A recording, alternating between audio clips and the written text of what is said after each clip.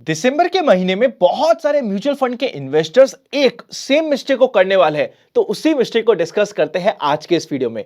होता यह है कि दिसंबर में यूजुअली काफी लोग अपने म्यूचुअल फंड के पोर्टफोलियो को रिव्यू करते हैं। जिस समय आप रिव्यू करेंगे आपको यह पता चलेगा। सपोज करते हैं आपके पास पोर्टफोलियो में 6 म्यूचुअल फंड्स है, जिसमें से एक डेट फंड है, बाकी 5 इक्विटी फंड है। जो पांचों इक्विटी फंड है उसमें से भी 4 तो अच्छा परफॉर्म कर रहे हैं, पर एक बहुत ज्यादा अंडर परफॉर्म कर रहे हैं। अब यहां पे आपको दो टेम्पटेशन होने वाली है। पहली टेम्पटेशन होगी कि जो अननेसेसरी बहुत ज्यादा अंडर परफॉर्म कर रहा है डेट फंड, उसे हटा के इक्विटी में शिफ्ट कर दिया जाए। यह काम मत करिएगा। मुझे पता है अभी आपके डेट फंड्स अंडर परफॉर्म कर रहे हैं बिकॉज इंटरेस्ट रेट बढ़ रही है, पर जब ये रिवर्स साइकिल होगी, सपोज करते हैं इक्विटी मार्केट में करेक्शन आता है, जर्क आता है, जो भी आपके रिस्क के अकॉर्डिंग, रिस्क एबिलिटी के अकॉर्डिंग, कितनी आप रिस्क ले सकते हैं उसके अकॉर्डिंग, जो भी आपका डेट का एलोकेशन है, ऑल्दो उसमें रिटर्न्स कम आ रहे हैं, फिर भी उसके ऊपर बने रहना, यह आपका रूल बोलता है। नेक्स्ट इंपॉर्टेंट मिस्टेक, जो 5 में से एक म्यूचुअल फंड जो इक्विटी का अंडर परफॉर्म कर रहा है, हम उसे अननेसेसरी हटाने की कोशिश करेंगे। देखिए, हटाने से पहले कुछ बेसिक पॉइंट चेक करना जरूरी है। क्या जो म्यूचुअल फंड आपने लिया था वो सिर्फ 1 साल या 1.5 साल के माइंडसेट से लिया था? नहीं, तो अननेसेसरी हटाने की जरूरत नहीं होती। क्या आपने म्यूचुअल फंड जिसमें इन्वेस्ट किया था वो हमेशा कंसिस्टेंट परफॉर्मर रहा है, पर अभी पिछले 1 डेढ़ 2 साल में कुछ गलत कॉल्स उनकी चले गई फंड मैनेजर की, जिसकी वजह से वो अंडर परफॉर्मेंस हो रहा है? अगर इसका आंसर हां है तो बिना सोचे समझे हम नहीं हटाएंगे। नेक्स्ट, हमेशा आपके पोर्टफोलियो में जब भी आप रिव्यू करेंगे, हर साल 1 या 2 म्यूचुअल फंड ऐसे मिलेंगे जो अंडर परफॉर्म करेंगे, पर क्या ओवरऑल पोर्टफोलियो के बेसिस पे जो अभी भी अंडर परफॉर्मिंग म्यूचुअल फंड है वो क्या एक परफेक्ट फंड बन रहा है? अगर बन रहा है तो अननेसेसरी उसे नहीं हटाएंगे।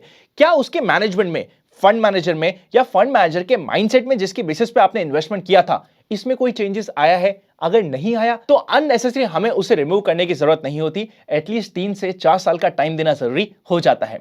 अब चलते हैं फर्स्ट सेक्शन पे, जिसका नाम है मार्केट टुडे। कई बार स्कैमर्स की तरफ से आपको कमेंट दिया जाता है इन्वेस्ट आज पर कल के नाम से। सबसे पहले ये जितने भी कमेंट्स होते हैं ना तो वो हाईलाइटेड होते हैं, ना ही उनके सामने वेरीफाइड मार्क होता है। जो ओरिजिनल है उसके सामने हाईलाइट भी होगा और वेरीफाइड मार्क भी होगा। हम कभी भी आपको कमेंट में किसी भी प्रकार के नंबर शेयर नहीं करते हैं और बिटकॉइन या क्रिप्टो करेंसी के रिलेटेड कोई भी एडवाइस नहीं देते हैं। इन सभी स्कैमर से बच के रहिएगा। सबसे पहले इंडेक्स पे नजर डालते हैं। सेंसेक्स 0.29% पॉजिटिव, निफ्टी भी 0.29% पॉजिटिव रहा, बैंक निफ्टी न्यूट्रल सा रहा और मिड कैप इंडेक्स 0.77% पॉजिटिव रहा। हमारी क्या बात और कितनी बार हुई थी मेंबर्स की वीडियो में और ओपनली भी कि यहां पे मिड कैप और स्मॉल कैप में स्पेस ज्यादा है, तो वहां पे हम स्टडी ज्यादा कर सकते हैं। नेक्स्ट इंपॉर्टेंट बात आती है एडवांस लाइन रेशियो की। 1200 से ऊपर स्टॉक एडवांस हुए, जिसके अगेंस्ट में 780 से ऊपर स्टॉक्स डिक्लाइन हुए। सेक्टर में आज के दिन का बेस्ट परफॉर्मिंग सेक्टर था आईटी, और कल ही हमने डिस्कस किया था कि आईटी में बाउंस बैक बहुत जल्दी आपको आज ही मिलने के चांसेस बढ़ जाते हैं। इसके अलावा पीएसयू बैंक, मीडिया अच्छा परफॉर्म करे, एनर्जी, ऑयल एंड गैस थोड़ा सा शांत थे। अगर आप निफ्टी के मूवमेंट के ऊपर नजर डालें ना, और उससे पहले एक बार कल का वीडियो वापस देखिए। कल के वीडियो में आज के लिए हमने सिंपल सा पॉइंट रखा था, जो पहले 1 घंटे का लो और हाई टूटता है, जिस भी साइड का टूटेगा उस साइड का मोमेंटम के चांसेस होते हैं। आज आप चेकआउट करिएगा, ओपनिंग हुई थी 18,871 की, हाई बनता है उसी के आसपास, जो पहले 1 घंटे का लो होता है वो टूटता है और पूरे दिन मार्केट नाना करते हुए नीचे की साइड बना रहता है।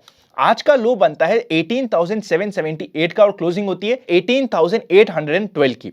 अगर हम मार्केट की क्लोजिंग की बात करें तो न्यूट्रल क्लोजिंग है, ना ये बहुत ज्यादा पॉजिटिव इंडिकेशन दे रही है ना नेगेटिव इंडिकेशन दे रही है, पर overall general market trend up trend में है, ये आपको ध्यान रखना पड़ेगा। चलते हैं नेक्स्ट सेक्शन पे, जिसका नाम है व्यूअर्स क्वेरी।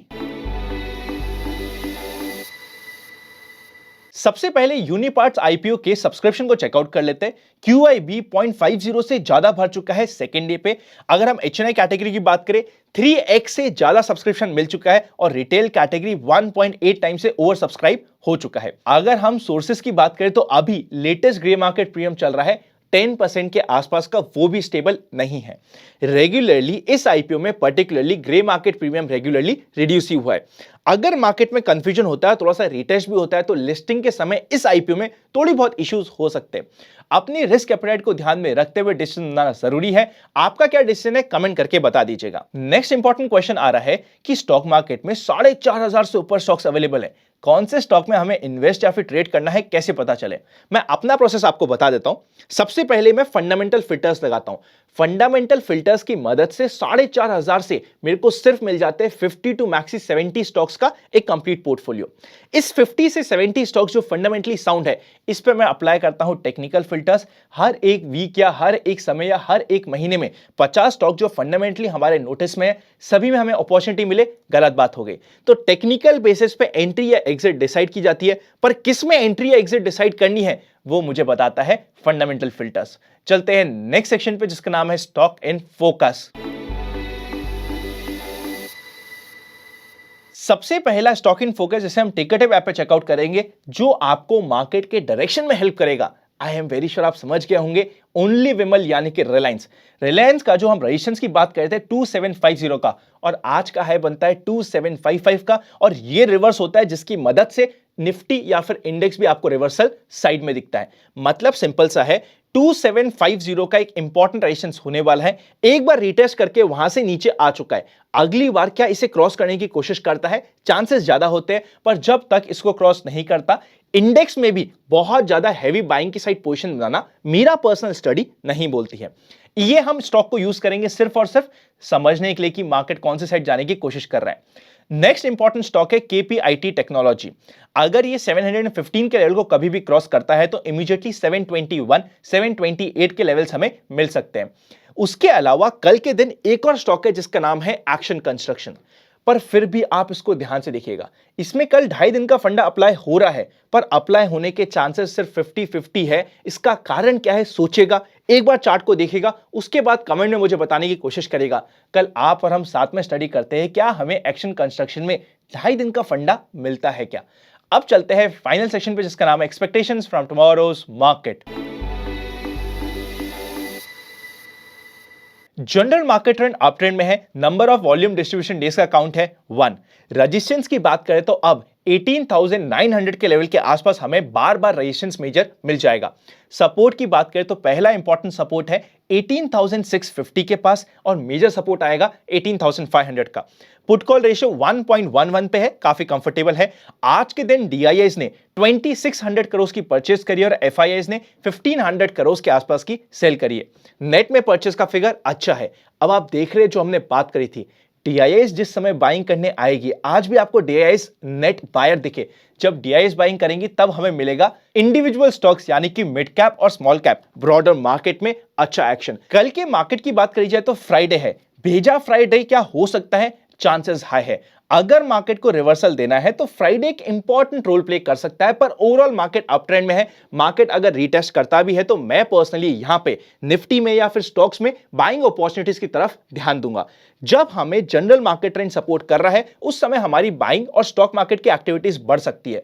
अगर जनरल मार्केट ट्रेंड हमारे अगेंस्ट में, हमें थोड़ा सा शांत रहना जरूरी होता है। कल के लिए अगर इमीडिएटली भी बात करी जाए short term, ultra short term purpose के लिए, आज का हाई यानी कि 18,887 का लेवल भी एक मेजर रेजिस्टेंस से काम करेगा। जब तक इसको क्रॉस करके कल के दिन ऊपर नहीं जाता, नई बाइंग की एंट्री इंडेक्स वाइज नहीं बनती है। स्टॉक वाइज एक्शन अपना अलग से चलता रहेगा, जिसके ऊपर हम अपने माइंडसेट और अपने टेक्निकल्स के अकॉर्डिंग काम कर सकते हैं। Happy learning and I will see you very soon. Demat account नहीं है तो लिंक डिस्क्रिप्शन में है। मेंबरशिप ज्वाइन करने का कंप्लीट प्रोसेस डिस्क्रिप्शन में मिल जाएगा।